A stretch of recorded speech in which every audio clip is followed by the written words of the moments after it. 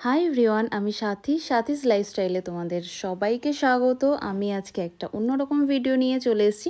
তো আমরা বরফে অনেকেই ঘুরতে যাই, তো তখন গিয়ে ভাবি যে কীভাবে ভিডিও বানাবো। অনেক ভিডিও দেখে বেশ ভালো লাগে। তো আমি দেখো ছোট ছোট কিছু ক্লিপ নিয়ে নিয়েছি, আর একদম লাস্টের দিকে ভিডিওটা এডিট করে দিয়েছি। তোমরা একদম লাস্ট অবধি দেখো, তাহলে কিন্তু বুঝতে পারবে যে কীভাবে ছোট ছোট শর্ট বেশ কিছু নিয়ে রাখতে হয়। সবটাই যে কাজে দেবে এরকম কোনো ব্যাপার নেই। তো বরফের মধ্যে দেখতে পাচ্ছ বারবার স্কিড করে যাচ্ছিল, খুবই প্রবলেম হয়। এর জন্য বেশ একটু বড় শট নিতে হয় এবং সেখান থেকে কাট করে একটা ভিডিও তৈরি করতে হয়। একদম লাস্টে আমি একটা গানের সাথে ভিডিওটা এডিট করে দিয়েছি। দেখতে পাচ্ছ আমি প্রথমে হেঁটে গেলাম, ফ্রন্ট সাইড ব্যাক সাইড নিয়েছি ক্যাপচার করে। অ্যান্ড তারপর দেখো বরফ নিয়ে খেলছি, এরকম হাত ছড়িয়ে ঘুরছি। তো সবটাই ক্যাপচার করেছে আমার হাজব্যান্ড। তো আমরা বিয়ের পর কিন্তু অটোমেটিক্যালি একটা ফটোগ্রাফার পেয়েই যাই পার্মানেন্ট, যে আমাদের ফটোশ্যুট করে দেবে, সেটা হচ্ছে আমাদের হাজব্যান্ড। এটা আমরা বিরাসতে পাই আর কি।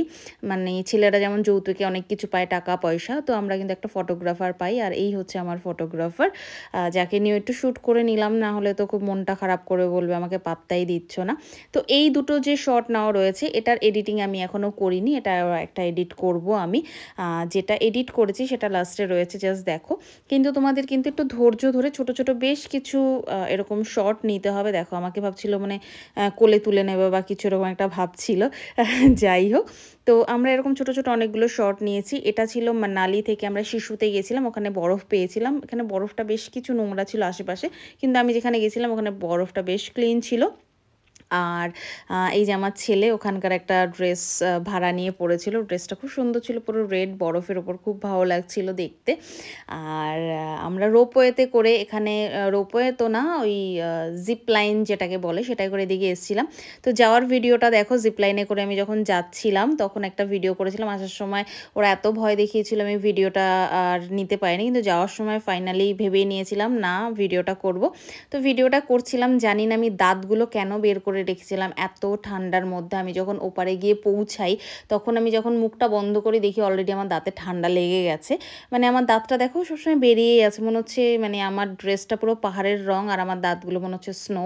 তো এরকমই একটা ফিল হচ্ছিল ভিডিওটা দেখে আমার। তোমাদের কি ফিল হচ্ছে অবশ্যই কমেন্ট করে জানিও। কিন্তু ওপারে যাওয়ার পর আমি দেখলাম আমার দাঁতগুলো পুরো ঠান্ডা হয়ে গেছে। দেখো অল টাইম আমার দাঁতটা বেরিয়ে আছে, কেন বেরিয়ে আছে আমি নিজেও জানি না। জিপ লাইনে এটা খুব ভয় লাগে না, লাস্টে এসে যখন ধাক্কাগুলো মারে না, খুব একটা কীরকম। এই নাও আমার ফাইনাল ভিডিও, একটু দেখে সবাই জানিও কেমন লাগলো।